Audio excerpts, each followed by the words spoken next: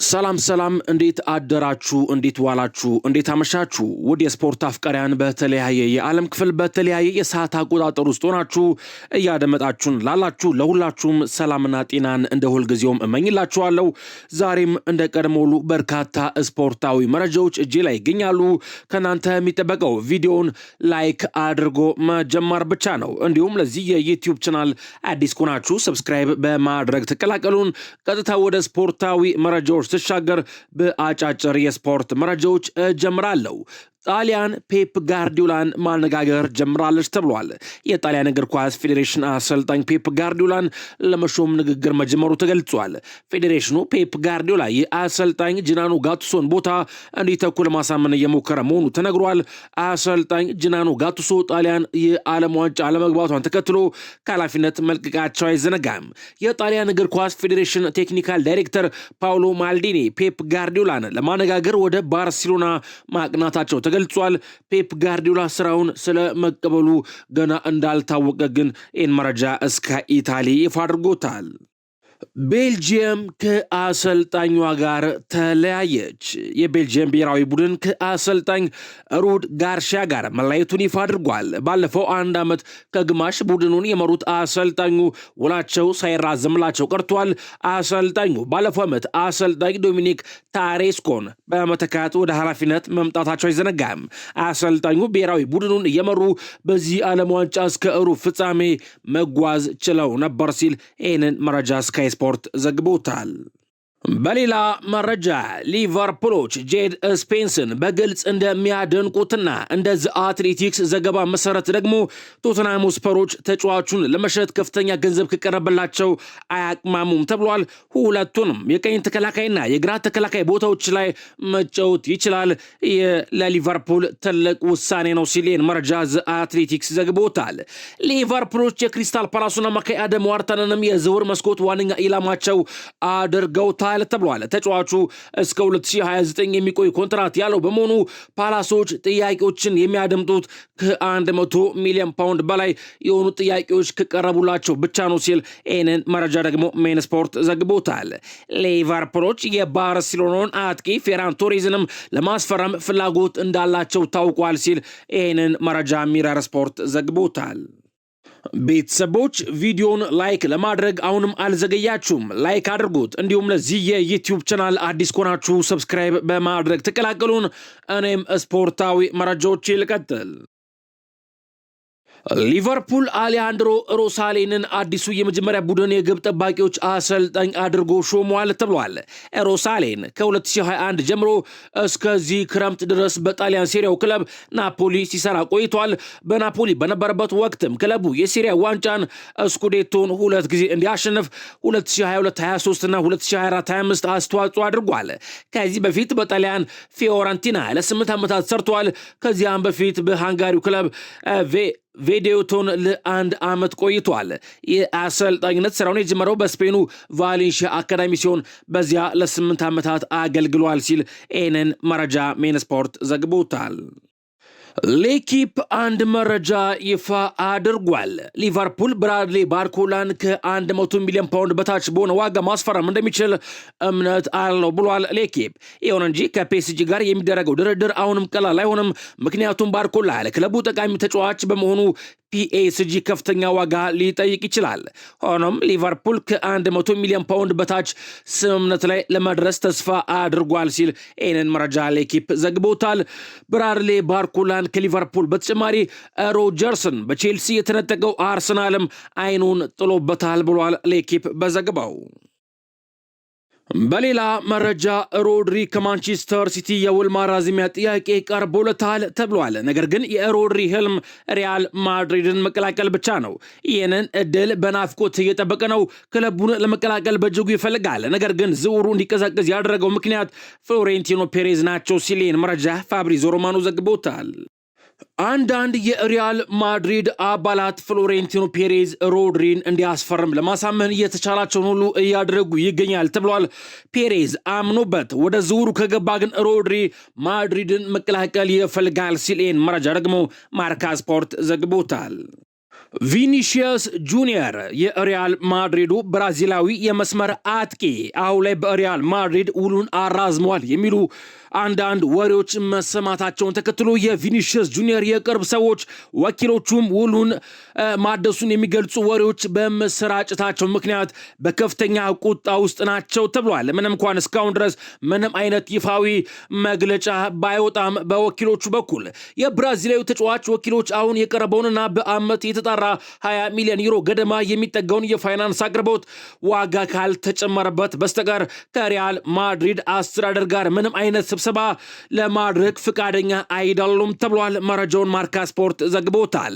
የቪኒሺየስ ጁኒየር ውል አለማደስ ትልቅ ውድቀት ጥፋት ላይሆን ይችላል የሚል በሪያል ማድሪድ አመራሮች ዘንድ እምነት አለ ተብሏል። ይልቁንም ለሪያል ማድሪድ የማጥቃት መስመሩን መልሶ ለመቃኘትና ኪሊያን ሙባፔን ወደሚመርጠው የግራ መስመር አጥቂነት ቦታ ላይ ለማዛወር ታክቲካዊ እድልን ይፈጥራል ብለው የማድሪድ አመራሮች ያምናሉ የተባለው ሪያል ማድሪድ ቪኒሺየስ ጁኒየር ለቆ ከወጣ ወዲያውኑ የማንቸስተር ሲቲውን ኖርዌያዊ የፊት መስመር አጥቂ ኤርሊንግ ብራውት ሃላንድን ለማስፈረም የሚያስችል በጣም ግልጽ የሆነ እቅድ አላቸው። ይህም ቡድኑ በብራዚላዊ አለመኖር ሳይጎዳ ዋንጫዎችን ለመሰብሰብ ዋነኛ ተፎካካሪ ሆኖ እንዲቀጥል የሚያረጋግጥለትን ሁኔታ ይፈጥርለታል ብሏል። ይህን መረጃ ማርካ ስፖርት ዘግቦታል። ሪያል ማድሪድ ከቪኒሺየስ ጁኒየር ጋር ባደረጋቸው አንዳንድ ውይይቶች ላይ ውል ለማደስ ስምምነት ላይ መድረስ ካልተቻለ ክለቡ መልቀቂያውንና ዝውውሩን እንደሚያመቻችለት ማሳወቁን የሚጠቁሙ መረጃዎችም አሉ። ይህም በሌላ ክለብ ትልቅ ፊርማና ቦነስ የማግኘት እድል እንዲኖረው ለማድረግ ነው ተብሏል።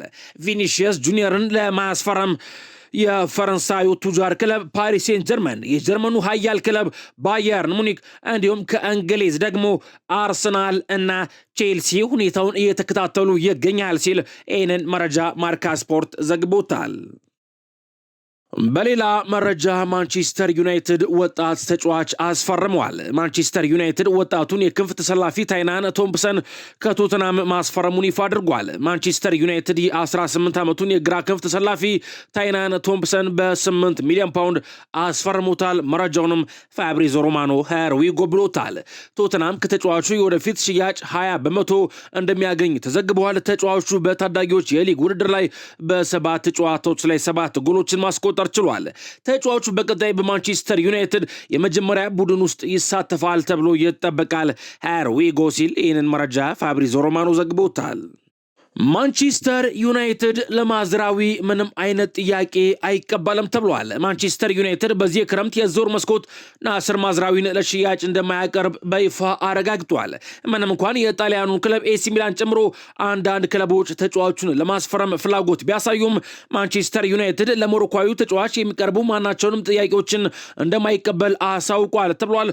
ተጫዋቹም በበኩሉ በማንቸስተር ዩናይትድ ቤት ደስተኛ እንደሆነና በክለቡም የመቆየት ፍላጎት እንዳለው ለማንቸስተር ዩናይትድ አመራሮች አሳውቋል ሲል ይህንን መረጃ ዴይሊ ሜል ዘግቦታል። ማንቸስተር ዩናይትድ በሉዊስ ሃል ዝውውር ላይ ፍላጎት አለው ተብሏል። ነገር ግን ኒውካስትል ዩናይትድ ለዝውውሩ የጠየቀው የገንዘብ መጠን በጣም ከፍተኛ ነው። በመሆኑም ክለቡ አሁን ባሉት ተጫዋቾች ላይ ትኩረት ሊያደርግ ይችላል። በዚህ መሰረት ሌኒዮሮን በቀኝ መስመር ተከላካይነት፣ ዳሎትና ማዝራዊን እንደ አማራጭ መጠቀም ይችላል ተብሏል። ለግራ መስመር ተከላካይነት ደግሞ እንደ አማራጭነት ዶርጉ፣ ዲያጎ ሊዮንና ማዝራዊ በዝርዝር ውስጥ ይገኛሉ ሲል ይህንን መረጃ ፉትቦል ኢንሳይደር ዘግቦታል። በተጨማሪም ከማንቸስተር ዩናይትድ ጋር በተያያዘ እውቁ የዘ አትሌቲክስ ዘጋቢ ዴቪድ ኦርንስቴን ማርከስ ራሽፎርድ በእንግሊዝ ከቆየ በዩናይትድ መቆየትን ብቻ ይመርጣል ብሏል። ማርከስ ራሽፎርድ በእንግሊዝ ከቆየ በዩናይትድ ቤት መቆየት ብቻ ነው የሚፈልገው ያለው ዴቪድ ኦርንስቴን ማርከስ ራሽፎርድ ወደ ዩናይትድ ቡድን እንደ አዲስ ይቀላቅላል ብሏል። ማርከስ ራሽፎርድ በዩናይትድ መቆየትን ብቻ ይፈልግ እንጂ ባርሴሎና፣ ፒኤስጂ፣ ባየርን ሙኒክ ወይንም ደግሞ ሪያል ማድሪድ ካሉ የአውሮፓ ትልልቅ ክለቦች ጥያቄዎች ከቀረቡለት ያጤንበታል ብሏል ዴቪድ ኦርንስቴን ከዚ አትሌቲክስ። ዴቪድ ኦርንስቴን አክሎም ራሽፎርድ ከቆየ ዩናይትድ ለአዲስ የክንፍ ተጫዋች የሚያወጣውን የዝውውር ገንዘብ አይኖርም። ይህም ለሌላኛው አማካኝ ግዢ የገንዘብ አቅም ይፈጥርለታል።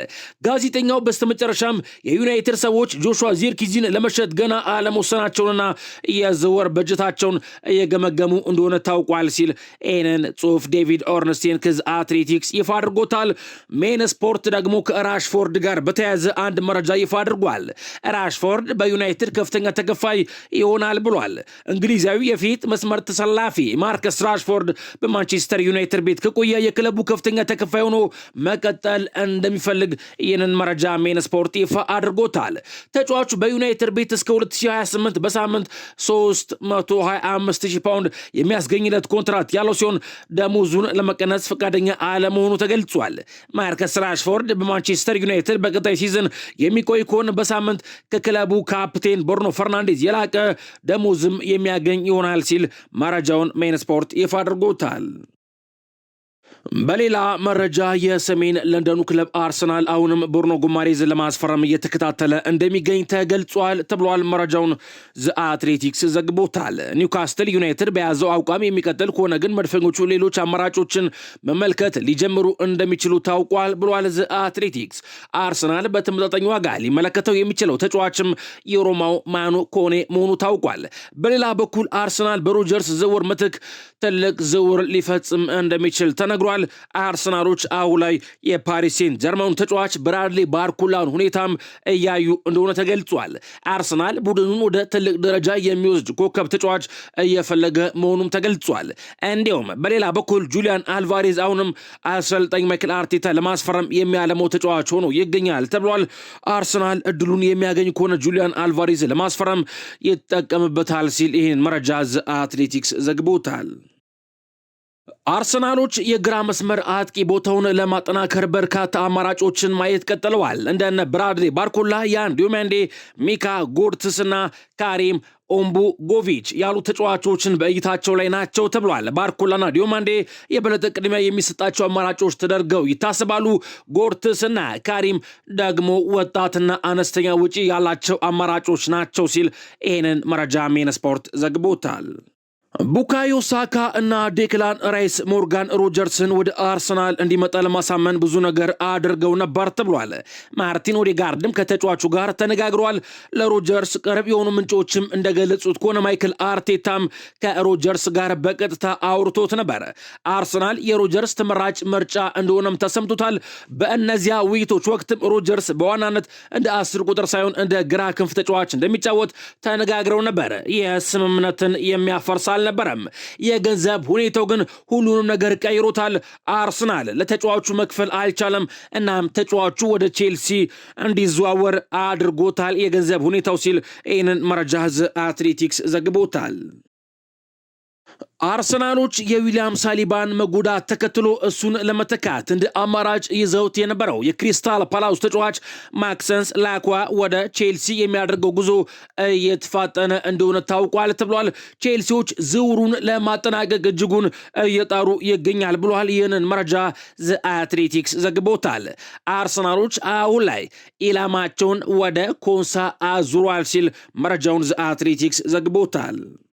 ከአርሰናል ጋር በተያያዘ የቀድሞ የአርሰናል ተጫዋች ጃክ ዊልሼር አርሰናል በዚህ ክረምት የዝውውር መስኮት ያደረገው ስላለው እንቅስቃሴ እንዲህ አስተያየቱን ሰጥቷል። ቤተሰቦች የእናንተን ሀሳብ ብትጽፉልኝ ደስ ይለኛል። አንድ ከረጅም ጊዜ በኋላ ዋንጫ የበላ ቡድን ያለው ስብስብ ላይ ኳሊቲ የሆኑ ጥቂት ተጫዋቾችን ጨምሮ ገና በሽግግር ላይ ያሉ ቡድኖች ላይ መንገስና ሊጉን መቆጣጠር ነው ያለበት ባይ ነኝ። ብዙ ተጫዋቾች ጉዳት ያለባቸው ዘለዋል፣ ጥሩ ምትክም ያስፈልጋቸዋል። ገበያው ደግሞ ብዙ ምርጫ የለውም። አንዳንድ ጊዜ በጣም ያስፈልገኛል የምትለው ተጫዋች ላይ 10 እና 15 ሚሊዮን ፓውንድ ጨምረ መክፈል ጉዳት የለውም። አማራጭ ከሌለም ምንም አይደረግም። የሮጀርስ ዝውውር ላይ በጣም የተናደድኩት ከእሱ ውጪ ብዙ ምርጫ ስለሌለ ነው። እሱ ዝውውሩ ይሁን ብለን ብሩኖ ጉማሬዝን ግን ለእንደዚህ ጥቂት ልዩነት ማጣት የለብንም። ቦርኖን አጣን ማለት የዲክላን ራይስን ምትክ አጣን ማለት ነው። ብዙ ያተረፈ ክለብ ነው። ዋንጫ የበላ ቡድን ነው። ብዙ ፈረሳ አይፈልግም። ትንሽ ጥገና ነው የሚፈልገው። ነገር ግን ቶፕ 6 ላይ የሌሉት ቶተንሃም ሆትስፐርና ቼልሲ እንኳን ያላቸው ኮሚትመንት ማን ነው የበላው ያስበላል። በቃ አንዳንድ ጊዜ የራሳቸው ፖሊሲን ማሸነፍ አለባቸው።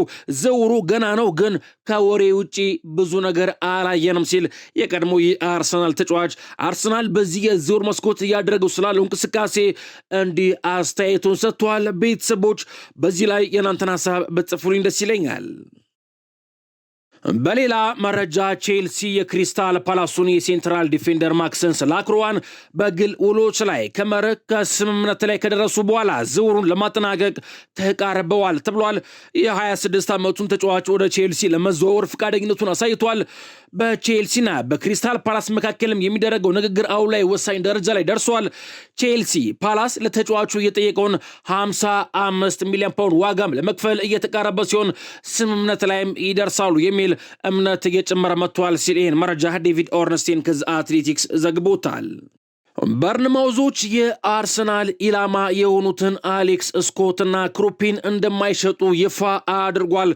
አርሰናሎች እነዚህ ተጫዋቾች ለማስፈረም ከፍተኛ ወጪ ሊጠየቁም ይችላሉ ሲል ይህን መረጃ ፋብሪዞ ሮማኖ ዘግቦታል።